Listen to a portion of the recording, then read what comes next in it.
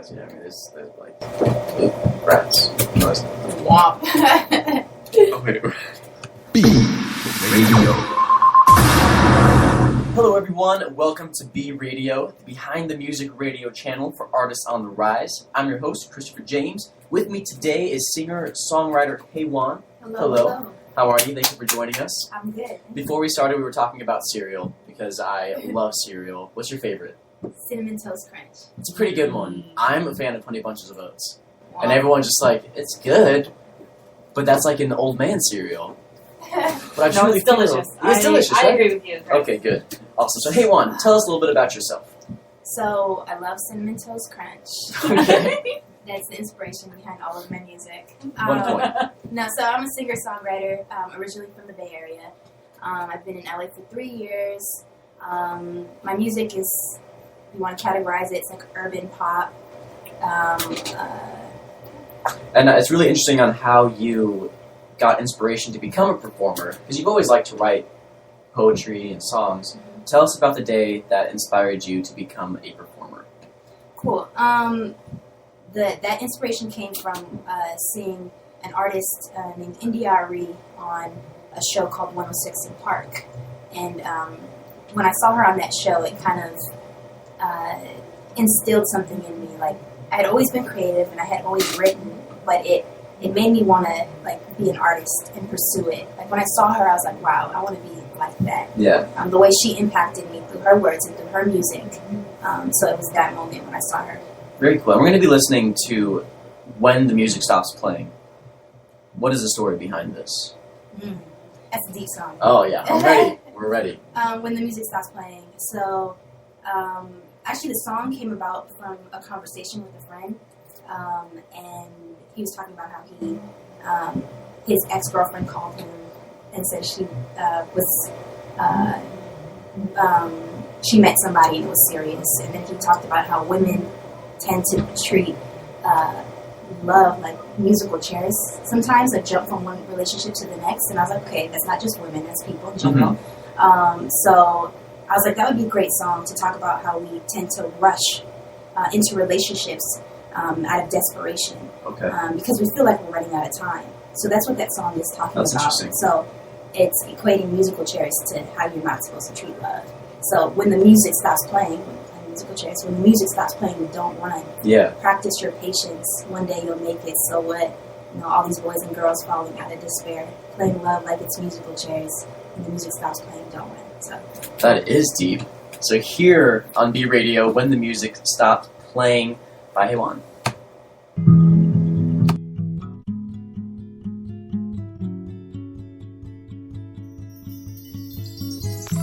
Thought by now I'd be somebody's wife,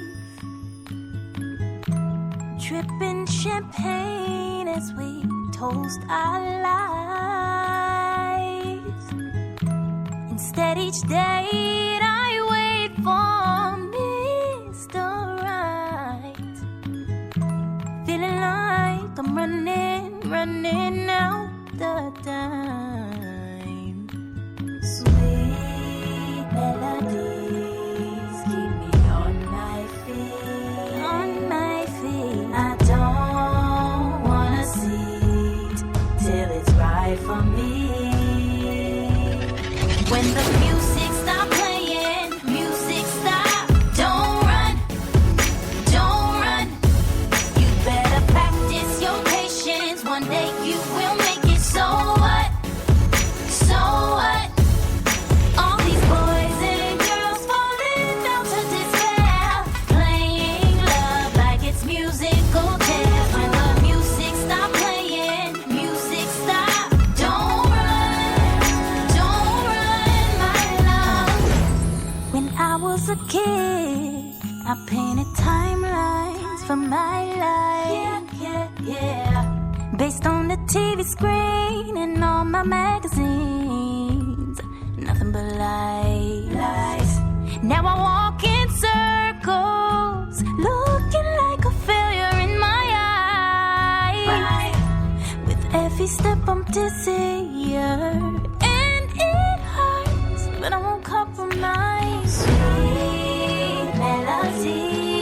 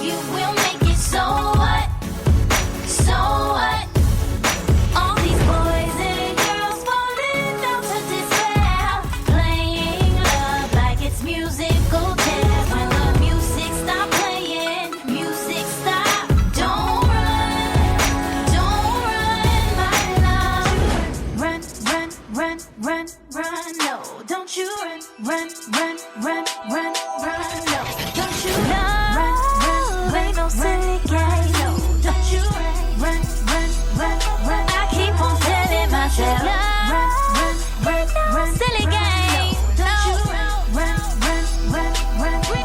real love takes time to make. Don't you run,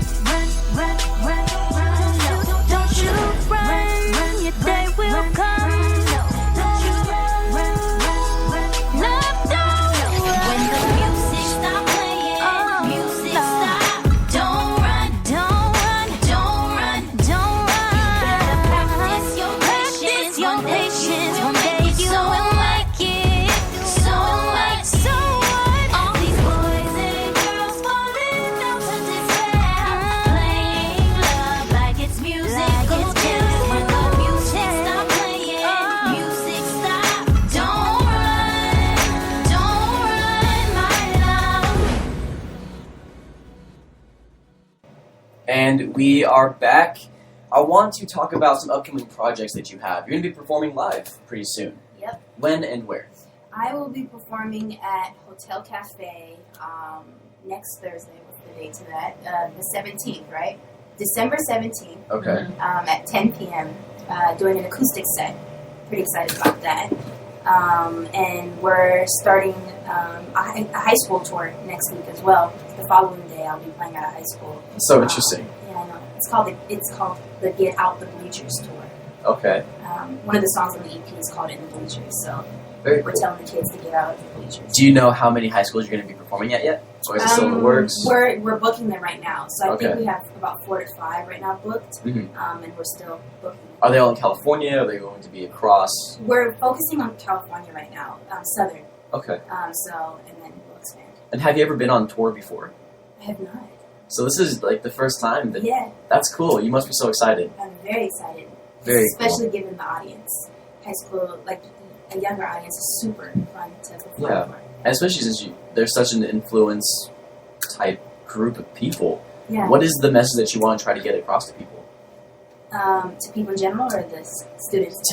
People in general or the students. Well, first the students. So the reason I called it the Get Out the Bleachers tour is because it's based on the song In the Bleachers, which talks about not watching life happen, not watching the game, but getting out and playing it, even if it means failing. Mhm. So we're telling the kids to go try, get out the bleachers.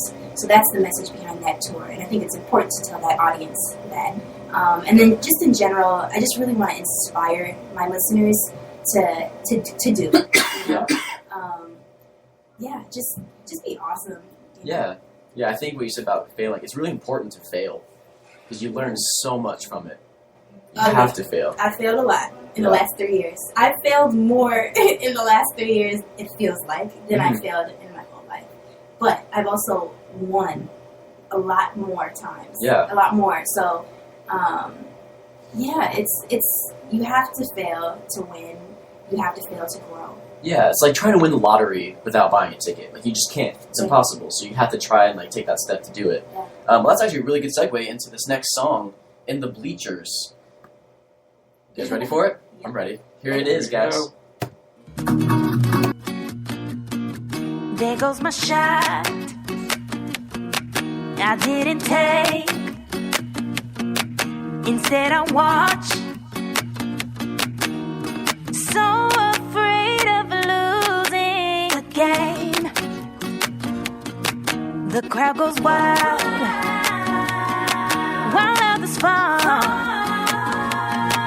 We in the clouds, sitting, living vicariously through them all. Never a player, just a spectator. Always feel safer way up here in the bleachers. In the bleachers. In the bleachers. In the bleachers. She's full of luck. That girl can't sing. You get a buzz. Judging others when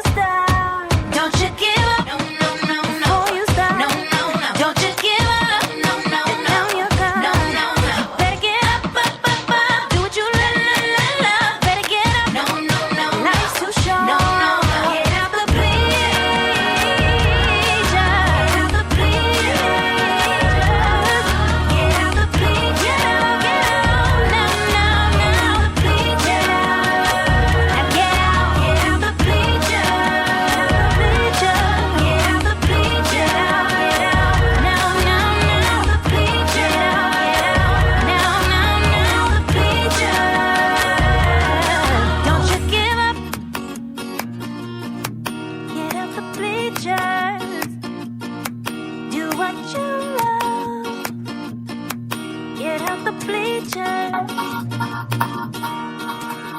I don't know about you guys, but that definitely made me want to get up and go do things. 100%. What is your favorite part about performing music?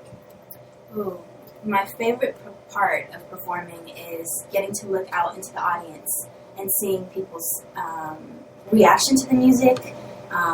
You can really tell when someone's feeling something. Mm-hmm. There's definitely an energy in the room when you're performing. So that's the best part, feeling people's energy. Did you ever get nervous performing? Yes. Do you still get nervous performing? No, I don't get nervous now. But before, like when I first started performing, the right leg used to do a little shake here and there. I used to squirm a little bit to play it off. Oh man. But now, I got used to it. So. That's cool. Whenever I get nervous, my right eyelid will shake. Really? It's the weirdest thing. I hate it so much. Yeah, like just I get if I'm stressed. yeah, like stressed or nervous, like my upper right eyelid will just start shaking, and I can't control it. I can't. People are like, "Is there something in your eye?" I'm like, no, I'm just nervous right now, guys. Leave me alone. Also, do you have any type of advice that you can give to people that are wanting to write? Because you've been writing for so long, and you're good at it. Mm-hmm. What about the people that are trying to learn how to write? Well, I would say study your craft. I had always been writing, but it was when I moved to LA and I went to the songwriting school of LA, where it took my writing to another level. I got to be around a creative community. I took a few classes. No one can really teach you how to write a song, but they can provide you with tools and open up your mind and your creativity. So the biggest advice is know your craft and do it every single day. Yeah. I write every day. I would write songs, like I would wake up and start writing. And Really? you'll just get better. Yeah. So, I mean, I've had a little hiatus from writing because I've been performing a lot. But Sure. I'm back in the studio now. So. Yeah, you're in the studio now working on a new EP. Mm-hmm.